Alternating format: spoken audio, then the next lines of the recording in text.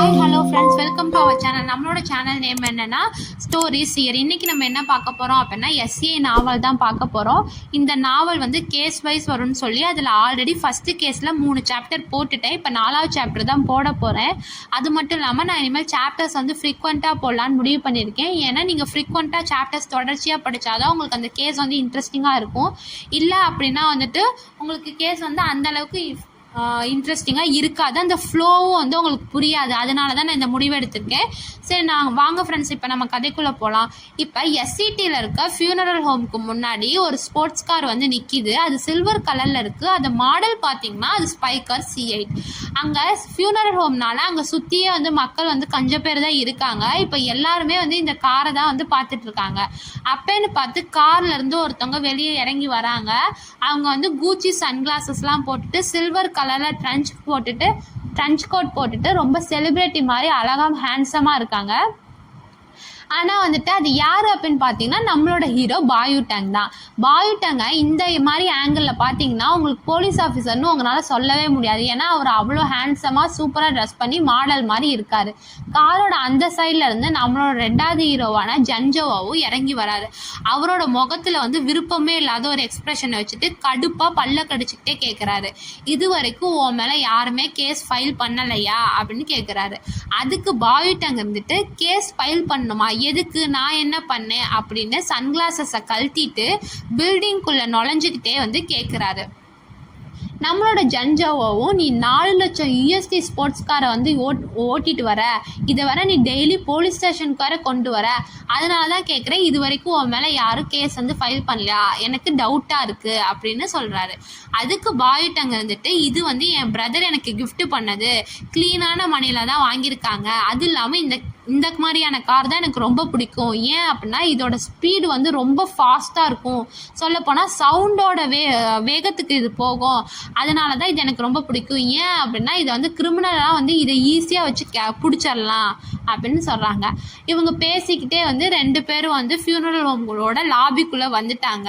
வந்த உடனே 2 பேரும் வந்துட்டு அந்த லாபியை சுற்றி பார்த்துக்கிட்டு இருக்கும்போது நம்மளோட ஜன்ஜோவை வந்து சொல்கிறாரு, இதிலிருந்தே தெரியுது நீ வந்து ஸ்போர்ட்ஸ் கார், அதுவும் 4 லட்சம் USD ஸ்போர்ட்ஸ் காரை யூஸ் பண்ணி கிரிமினலை பிடிக்கிற, நீ வந்து இந்த சொசைட்டிக்கு ஃபிட்டான ஆளே கிடையாது அப்படின்னு சொல்கிறாங்க. அதுக்கு நம்மளோட பாயுடங் வந்துட்டு, கிட்டி நம்ம பிறந்ததுலேருந்தே நான் வந்து நார்மல் கிடையாதுன்னு தான் நீ சொல்ல வர, இது இல்லாமல் புதுசாக ஏதோ சைக்காலஜிக்கல் தியரியெல்லாம் நீ வச்சு சொல்லுவேன் நான் நார்மல் கிடையாதுன்னு, ஆனால் இதெல்லாம் என்கிட்ட ஒர்க் ஆகாது, நான் நார்மலான பர்சன் தான். இதை கேட்டுட்டு ஜன்ஜோவோ கையை வந்து தன்னோட பாக்கெட்டுக்குள்ளே விட்டுட்டு ஒரு செவுத்துல வந்து சாஞ்சு நின்றுக்கிட்டே சொல்கிறாரு, நீ சொன்னாலும் சொல்லாட்டியும்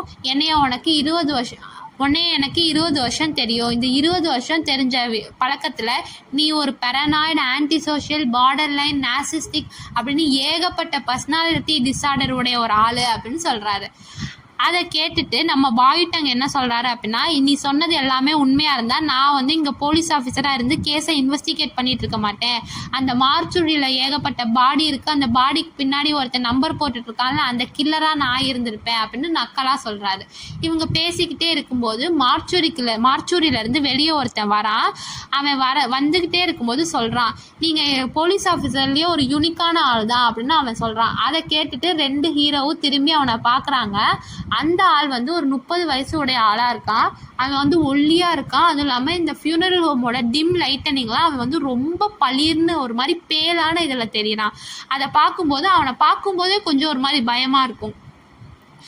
அவன் வந்து சொல்லிக்கிட்டே அவங்க 2 பேர்த்தோட பக்கத்தில் அந்த ஆள் வந்துடுறான். வந்துட்டு கையை வந்து அவங்கள்ட்ட ஹேண்ட் ஷேக் பண்ண நீட்டிக்கிட்டே சொல்கிறான், என் பேர் செஞ்சிங், நான் தான் கோங்ஷோட ஃப்ரெண்டு, நீங்கள் 2 பேர் தான் அந்த போலீஸ் ஆஃபீஸரா அப்படின்னு கேட்குறாங்க.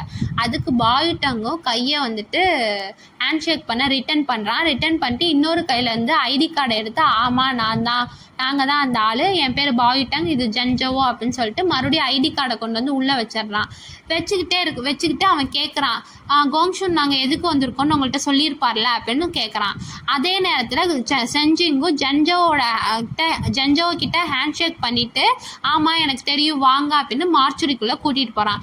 கூட்டிகிட்டு போயிட்டே வந்து அந்த மார்ச்சுரியை பார்த்தீங்கன்னா அது ஃபுல்லாக வந்து டேபிள், அந்த டேபிள் மேலே எல்லாம் பாடி, அந்த பாடியில் வந்து ஒரு ஒயிட் கிளாத் வந்து மூடி இருக்கு. அதில் அந்த ரூமோட ஒரு எண்டிங்கான ஓரத்தில் வந்துட்டு ஒரு டேபிள் இருக்குது. அங்கே வந்து ஒரு பாடியை போட்டிருக்காங்க. அது வந்து ஒயிட் கிளாத்தில் பாதி தான் மூடியிருக்காங்க. அந்த பாடியோட முகம் தெரியுது. அந்த டேபிள் கிட்ட கூட்டிகிட்டு போயிட்டு செஞ்சிங் வந்துட்டு அவனோட காதை திருப்பி காமிக்கிறான். அந்த காதுக்கு பின்னாடி 39ன்னு எழுதியிருக்கு. இதை பாருங்க, இந்த பாடி வந்து காலையில் தான் வந்துச்சு அப்படின்னு சொல்கிறாங்க.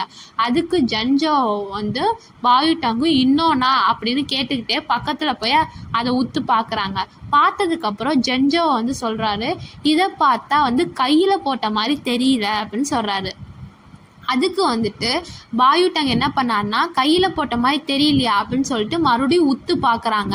அந்த நம்பர் எப்படின்னா ஒரு மாதிரி அன்யூஷுவலாக இவ்வளோ நீட்டாலாம் வந்து கையில் போட்டிருந்தா எழுதியிருக்க முடியாது. அவ்வளோ நீட்டாக சிம்சன் ஃபாண்ட்டில் வந்து எழுதியிருக்காங்க.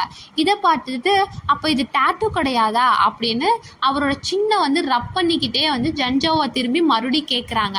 அப்போ இது என்னவா இருக்கும் அப்படின்னு கேட்குறாங்க. அதுக்கு வந்து ஜன்ஜோவோ எனக்கு கன்ஃபார்மாக தெரியல, ஆனால் இது கண்டிப்பாக வந்து டேட்டூ கிடையாது, அதுலேயும் கையில் போட்ட மாதிரி இல்லை, இது பார்த்தா ஏதோ சீல் மாதிரி இருக்குது அப்படின்னு ஜன்ஜோவோ சொல்கிறாரு. ஆனால் வந்து நம்ம வந்து கண்டிப்பாக அதை வந்து டெஸ்ட்டுக்கு வந்து கொண்டு போகணும், அப்போ தான் இது என்ன நம்மளால் கன்ஃபார்மாக சொல்ல முடியும் அப்படின்னு அவர் வந்து இன்னுமே அந்த டேட்டூவை பார்த்துக்கிட்டே வந்து சொல்கிறாரு. அதுக்கப்புறம் மறுபடியும் நிமிர்ந்து நின்றுட்டு இப்போ ஒரு முகத்தை பார்த்தீங்கன்னா ஒரு சீரியஸான எக்ஸ்ப்ரெஷன் இருக்குது. அவர் என்ன சொல்கிறாருன்னா, இந்த நம்பர்லாம் இருக்கிற விதத்தை பார்த்தா இதை யார் செஞ்சாங்கன்னோ அவனுக்கு சிவியரான பர்ஃபெக்டனிசம் இருக்குது அப்படின்னு சொல்கிறாங்க. நான் ஆல்ரெடி சொல்லியிருக்கேன், பர்ஃபெக்டனிசம் அப்படிங்கிறது ஒரு சைக்காலஜிக்கல் ஃபேக்டர். அதை கேட்டுட்டு நம்மளோட பாயுட்டாங் பர்ஃபெக்டனிசமா அப்படின்னு கேட்குறாரு. கேட்டதுக்கப்புறம் மறுபடியும் அந்த நம்பரை போய் உத்து பார்க்குறாரு. ஆனால் இது எப்படி பார்த்தாலுமே ஒரு பாடியோட காதுக்கு பின்னாடி இது மாதிரி மார்க் பண்ணுறது பிரிட்டியாகவே கிடையாது, பிரிட்டியாகவே இல்லையே அப்படின்னு சொல்கிறாங்க. அதுக்கு நம்ம ஜன்ஜோவோ கடுப்பாயிட்டார். நான் சொல்கிறது பர்ஃபெக்ட், நாட் பிரிட்டி அப்படின்னு சொல்கிறாரு. சொன்னதுக்கப்புறம் நான் காலையில் நம்ம எல்லாருமே ஃபோட்டோஸ்லாம் பார்த்தோம்ல, அப்பயே எனக்கு வந்து டவுட் இருந்துச்சு, ஆனால் இப்போ நான் கன்ஃபார்ம் பண்ணிட்டேன். நீ பார்க்குறியா, எல்லா நம்பர்ஸும் எக்ஸாக்டான அதே ஸ்பாட்டில் வந்து போட்டிருக்காங்க அப்படின்னு சொல்லிக்கிட்டே அவனோட ஜன்ஜோ வந்து அவன் கையில் வந்து க்ளோஸ்லாம் போட்டுட்டு மறுபடியும் வந்து பாயுட்டாங்க்கு வந்து காதை திருப்பி காமிக்கிறான். இந்த நம்பர்லாம் பாரு, கரெக்டாக காதுக்கு பின்னாடி அந்த குழிக்கிட்ட கரெக்டாக இருக்குது, இதுலேருந்து உனக்கு என்ன தெரியுது அப்படின்னு கேட்குறாங்க. அதுக்கு நம்ம பாயுட்டாங் வந்துட்டு இவன் ஒரு சைக்கோன்னு தெரியுது அப்படின்னு எதோ ஒரு யோசனை இல்லாமல் டக்குன்னு வந்து பதில் சொல்லிடுறாங்க. அதை கேட்டதுக்கு ஜன்ஜோ வந்துட்டு கண்ணை உருட்டி முழிச்சிட்டு, நான் அதை சொல்லலை, நான் ஐயோ அப்படின்னு வந்து கடுப்பாயிட்டு, அது உண்மைதான், அவன் சைக்கோ, அதில் வந்து எந்த வித டவுட்டும் இல்லை, நான் சொல்கிறது அந்த பொசிஷனை பாரு, பொசிஷன் அப்படின்னு சொல்கிறாங்க. அதுக்கு பாயுட்டாங் வந்துட்டு ஐயோ அப்படின்னு நினச்சிட்டு ஹியூமன் லாங்குவேஜ் ப்ளீஸ் கிட்டி அப்படிங்கிறாங்க.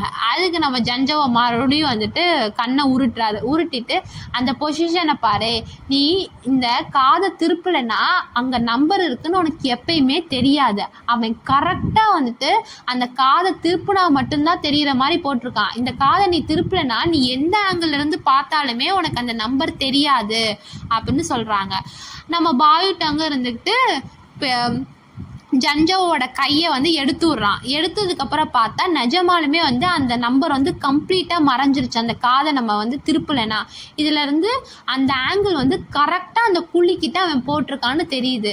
ஸோ என்ன சொல்ல வர இதை வச்சுட்டு அப்படின்னு நம்மளோட பாயுட்டாங் கேட்குறாங்க. அதுக்கு ஜன்ஜோவோ அவனோட க்ளவுஸ் எல்லாம் மறுபடியும் கழட்டிக்கிட்டே சொல்கிறாரு, இந்த பர்சன் வந்து யார் இப்படி நம்பரை மார்க் பண்ணியிருக்கானோ அவனுக்கு கண்டிப்பாக ப்ரொஃபஷ்னல் மெடிக்கல் நாலேஜ் வந்து இருந்திருக்கும், அது இல்லாமல் அவன் வந்து ரொம்ப வந்து பர்ஃபெக்ஷனாக இருக்கணுங்கிற ஒரு சைக்காலஜிக்கல் ஃபேக்டர் இருக்குது அப்படின்னு சொல்கிறாங்க. அது இல்லாமல் இவனுக்கு சிவியரான ஓசிடி இருக்குது, அதாவது அவன் வந்து ஒரு சின்ன சின்ன விஷயத்துக்கும் ஒரு பெரிய அட்டென்ஷன் கொடுத்து உன்னிப்பாக கவனிக்கிறவன். இதை வச்சு பார்க்கும்போது இவனோட நிஜ லைஃப்பில் இவன் வந்து ரொம்ப கூச்ச சுபாவம் உள்ளவனாகவும் எல்லாத்தையும் உன்னிச்சு கவனிக்கிறவனாகவும் அது இல்லாமல் வந்து ரொம்ப வந்துட்டு காஷியஸாக இருக்கிறவனாகவும் இருப்பான் அப்படின்னு சொல்ல வராங்க.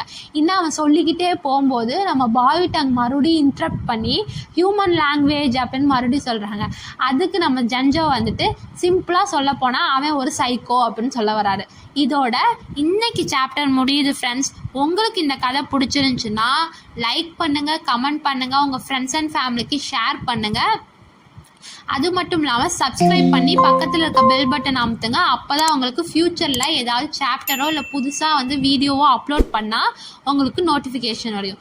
Thank you friends.